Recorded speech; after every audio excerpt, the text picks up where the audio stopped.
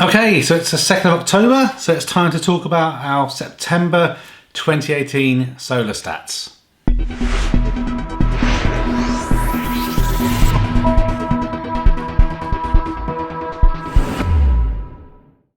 Right, so as discussed previously, every month I'm going to be sharing with you the solar stats from my 9 kilowatt array here in the UK.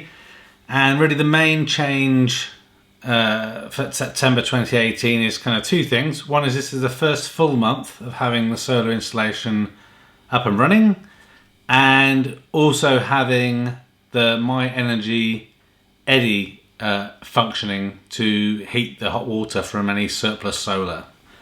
So that will account for a general increase in electricity consumption, and this is replacing the gas usage that I would have been using before to heat the hot water. So that's a variable that I'm not really trying to calculate in terms of monetary terms, but just to give some indication as to why in general my electricity consumption is going to be higher now than it was prior to having solar, because I'm unable to do more with that solar.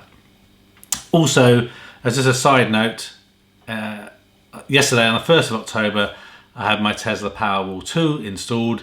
So there'll be a couple of videos coming out around that. One, just general information about the installation, and then a second one, more of a review of the Powerwall and how it's consumed, kind of working after a week.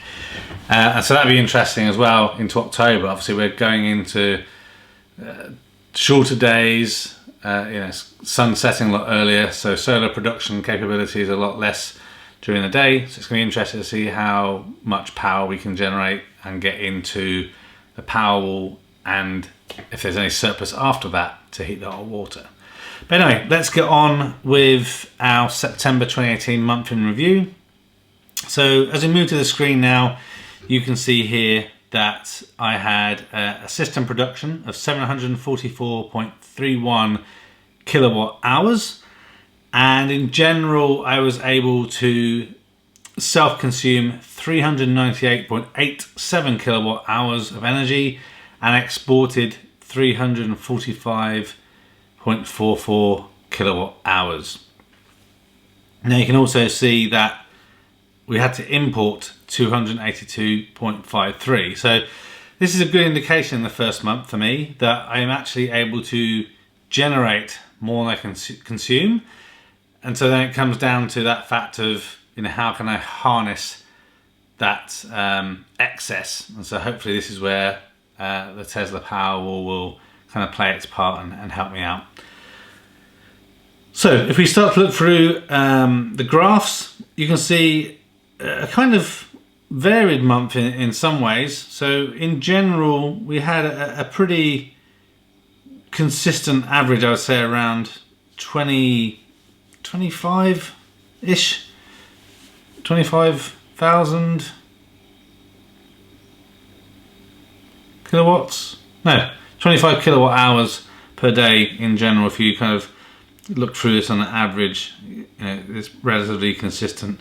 So what I'll do is we'll just kind of pick a couple of sample days to show you how obviously the system is performing and how things are matching up with that heating of the hot water through the surplus. So if we pick a good day, it'd be really easy for us to check that out.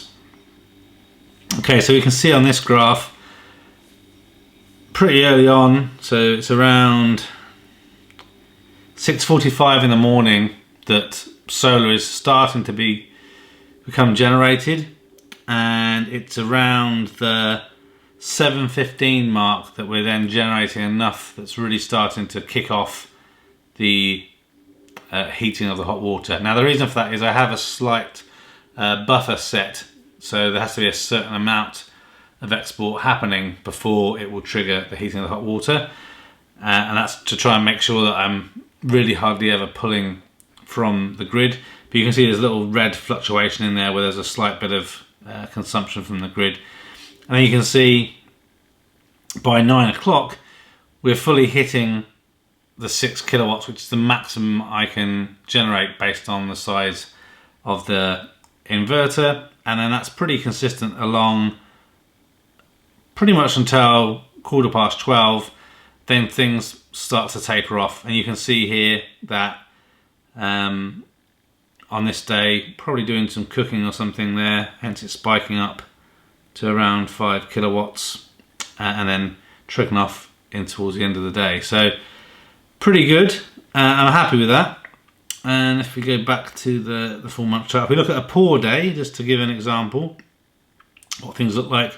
So you can see here, obviously during the day, there's not a lot of solar generation at all, definitely not enough to exceed the requirement. So you can see in the whole day we only generated 4.93 kilowatts, and we had to import a significant amount from the grid.